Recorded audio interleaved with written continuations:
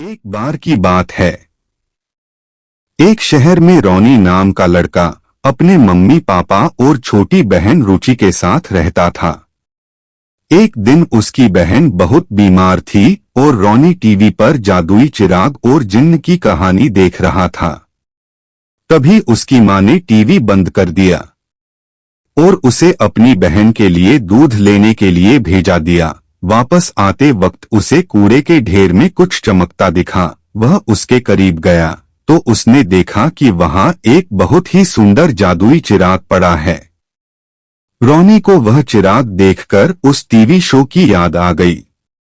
वह खुशी से उस चिराग को अपने घर ले आया। उसने अपनी मां को सामान दिया और चिराग को अपने कमरे में ले आया।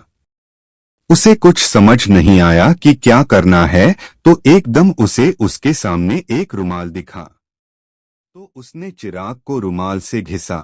घिसते ही उसमें से धुएं के साथ एक मोटी सी औरत निकली, जो कि बहुत सुस्त दिख रही थी। यह देखकर रोनी बोला, तुम कौन हो? इस चिराग में से कैसे निकली? औरत बोली, मैं हूँ इस दुनिया की हुस्न की परी। यह सुन रोनी की हंसी न रुकी। तब औरत बोली, मांगो, क्या मांगना चाहते हो, लेकिन याद रखना कि तुम सिर्फ 4 इच्छाएं ही मांग सकते हो।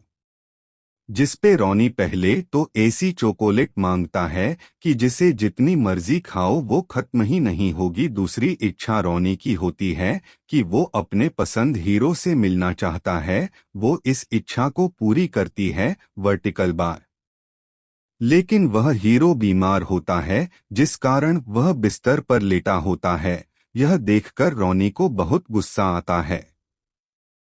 औरत बोली, जल्दी से अपनी तीसरी इच्छा बोलो, क्योंकि मेरे पसंदीदा टीवी शो का टाइम हो रहा है। जिससे रोनी गुस्से से चिल्लाकर उसे चुप हो जाने के लिए बोलता है और वो औरत चुप हो जाती है और बोलती है, ठीक है, तुम्हारी तीसरी इच्छा पूरी हुई। रोनी चिढ़ जाता है और सोचता है कि चौथी इच्छा में मैं पूरी दुनिया को वश में कर लूं।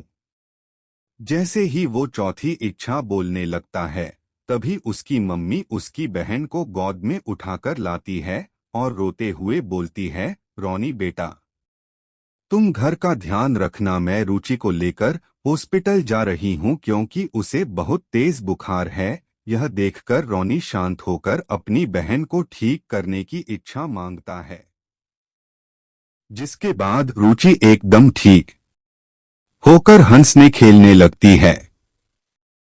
अपनी बहन के लिए इतना प्यार देखकर वो जिन्न औरत खुशी से चिराग में वापस चली जाती है। रोनी खुशी से उस चिराग को एक तालाब में बहा देता है और उसका धन्यवाद करता है। अंत, चाहे हम अपने भाई बहन से कितना भी लड़े, पर मुश्किल समय में हम उनका और वो हमारा साथ जरूर देते हैं। उचित है। Subscribe now friends. Thanks for watching friends. समाप्त। हमें कमेंट करके बताएं कैसी लगी आपको ये कहानी। अगर आपके पास भी ऐसी कोई कहानी है तो हमें जरूर शेयर करें। हम कोशिश करेंगे आपके कहानी को लिखने का।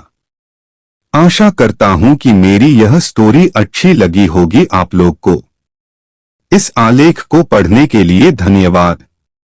यदि आप लोगों के पास कोई सुझाव है तो कृपया साझा करें और किसी भी प्रश्न को पूछने के लिए स्वतंत्र महसूस करें। एक बार धन्यवाद।